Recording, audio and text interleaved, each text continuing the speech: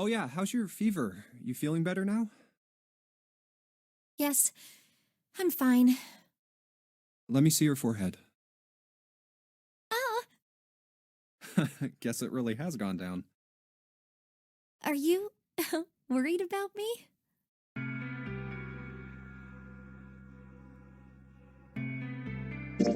Yeah, I guess I am. By the way, Jumpy, Hmm? how did you end up here? What do you mean? I told you earlier, didn't I? There was a man with a gas mask when you got home at night. You inhaled some white smoke and passed out. When you woke up, you were on D-Deck. Damn straight. But is that really the truth? What? Jumpy, are you hiding something from me? No, why would I? Well, if you think about it, this is awfully suspicious. I mean, why would two childhood friends bump into each other in a place like this? Hey, I could ask you the same thing. Are you hiding something? What would I hide? Well, I don't know. Anything. I mean, you're hiding it. How would I know? You mean like the number of men I've dated? Do you want to know? Don't worry. Only 18. Times 0. Yeah, I guess I just haven't met Mr. Right yet.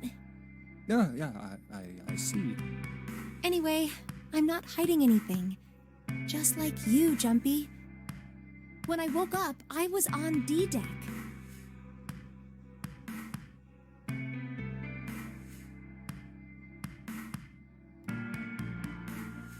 Well, you do have a point. I mean, why did Zero pick us? We haven't seen each other since elementary school. I wonder. Look for what connects the victims. That will lead you to the culprit. Do you remember Seven saying something like that? Yeah, I do. Well, that's what I'm saying.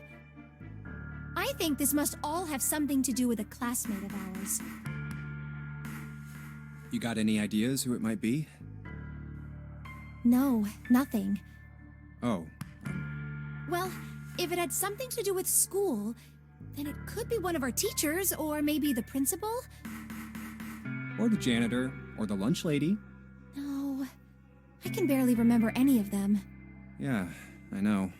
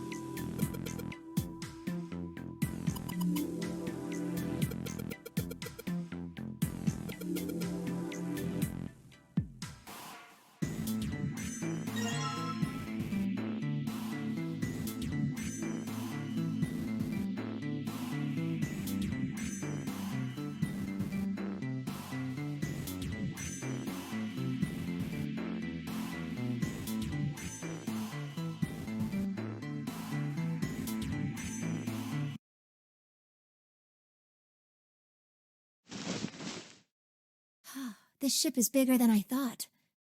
Yeah, it's probably about 900 feet long. Must be one of those fancy cruise ships. Of course, it doesn't really look like a cruise ship. Everything in here is really retro.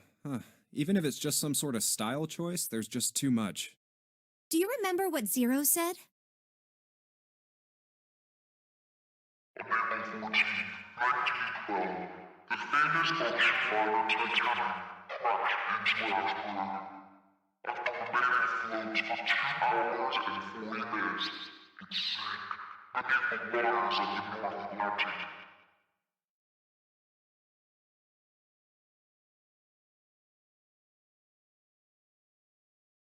Do you think maybe this boat and the Titanic have something to do with each other? That's a good point. I doubt he would have mentioned it if there wasn't a reason. Do you think this boat is a replica of the Titanic? A replica? Yeah, you know, like a copy of the actual boat. Who on earth would make something like that? Fans, crazy Titanic fans. No way. Do you even know how much money that would take? No idea. But all they've got to do is break even, you know? Break even? Yeah, they could use it as a cruise ship. Climb aboard a piece of history, sail around the world in the resurrected Titanic. Hell, with marketing like that, they'd probably have more customers than they'd know what to do with. Do you really think people would want to ride on a ship with such an ominous past? It's the site of the worst accident in history. Over 1,500 people died. I wouldn't be surprised if you'd get cursed just for going. A curse, huh? Jumpy, do you believe in that sort of thing? You know, curses and stuff?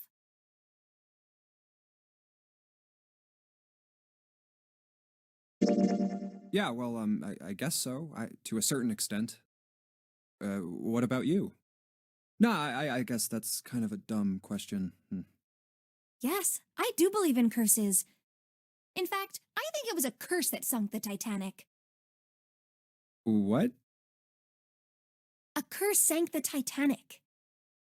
The curse of the Egyptian mummy. Supposedly, the Titanic carried the mummy of the priestess Amun-Ra, which was stolen from a pyramid. And they say that the mummy had a history. Everyone involved with it died mysterious deaths. Come on, I'm sure you've heard of it before. Those who open the coffin will be forever cursed. Haven't you ever heard that one?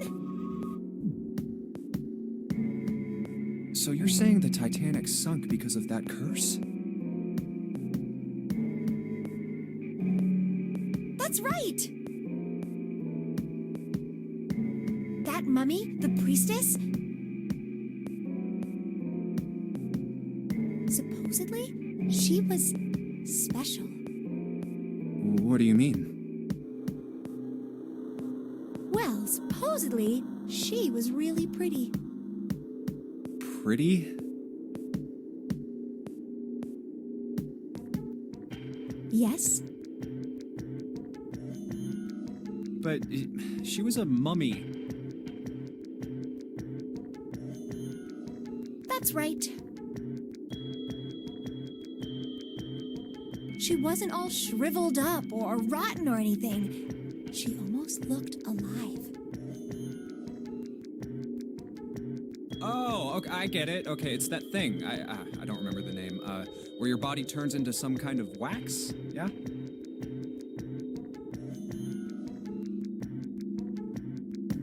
The fat in it turns into something kind of like candle wax, right? And Yes, saponification, but that's not what it was. huh? That's not it. She wasn't wax. Then what was it? They say that she was frozen. What? Frozen? That's right. The whole body was frozen solid. You know how a human body is more than 60% water? Well, all of that water was frozen. The story says that from the time of its discovery all the way through to when it got put on the Titanic, even though it was carried through the desert, her body never melted. That's crazy. I think so too, but maybe it's true and we just didn't know about it before. I didn't know? Yep. Maybe it's common sense to eat shaved ice in the desert because it lasts forever. Huh? Nah, that seems too silly to be true. But maybe it isn't. It just appears that way because you didn't know it was true. Well, yeah,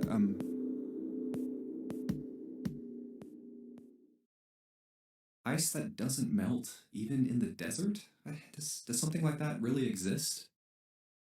No, even if it did, it wouldn't really be ice anymore, would it? Hmm.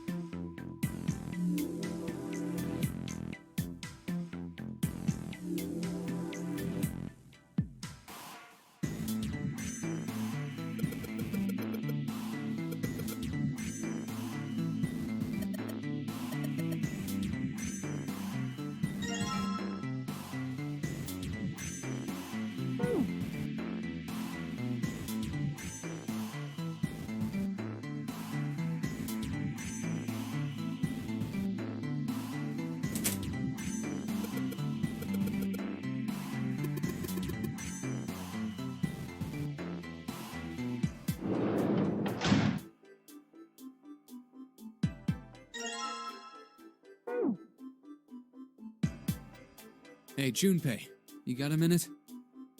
Hmm? Here, take this. A bookmark? What is this for? Do you want me to read a book? I found it in between some of the cushions on the sofa. Pretty sure it ain't gonna be any help to us, but I figured we might as well hang on to it anyway. Then why don't you hold on to it? You know what I hate most in the world? I got 4 things: hope, faith, love, and luck. Hope, faith, love, and luck? Damn straight. And you hate these things? Yeah, you got a problem with that? Not really, but what does a bookmark have to do with any of that? Well, see, each leaf on the 4-leaf clover has a meaning to it, okay? And that meaning is pretty much those 4 words. It's like a flower language. Well, I guess it's not a flower, is it? So, leaf language, I guess? Yeah, you could call them leaf words. Leaf words. Hope, faith, love, and luck. The meaning of the leaves on a 4-leaf clover. So, yeah, I want you to take it, okay? Just touching it gives me the creeps. Take the damn thing, all right? Here.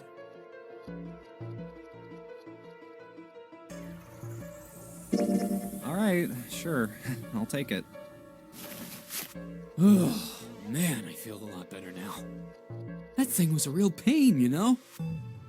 Do you really hate those 4 words that much? Yeah, well, they can all betray you know?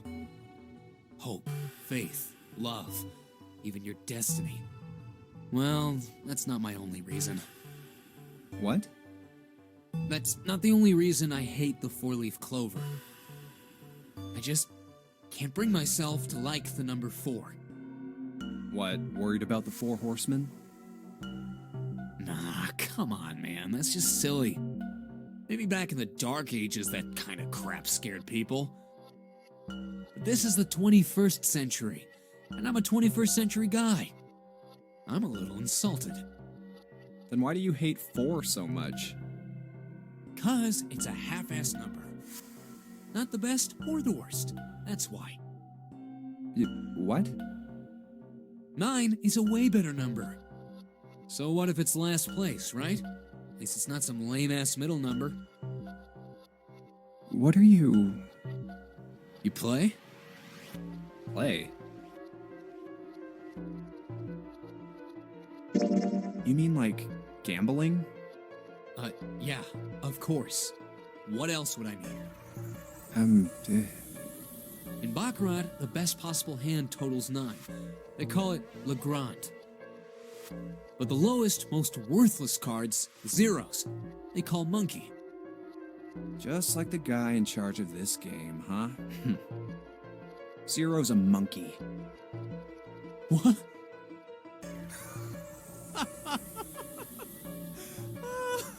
Oh man, you're totally right. The guy who trapped us in here sure is one hell of a monkey. You know, if you think about it, the notary game is really a lot like Baccarat. And of course, it doesn't use any of that stupid digital root junk. You just drop the tens digit, and that's it. Still, it does have the same idea of your final number needing to be a single digit. Oh, yeah, I guess you got a point. And in both games, whoever has 9 wins. The person who makes 9 wins? Wait, did you forget already? Don't you remember what Zero said? It is hidden, but an exit can be found. Seek a way out. Seek a door that carries a 9. So, if we want to get off this boat, we have to make a team whose numbers have the digital root of 9. And only the people in that team are going to make it out alive. Of course. That's why it's called the nonary game. What? Huh? You don't know? Nonary means something derived from 9 or base 9.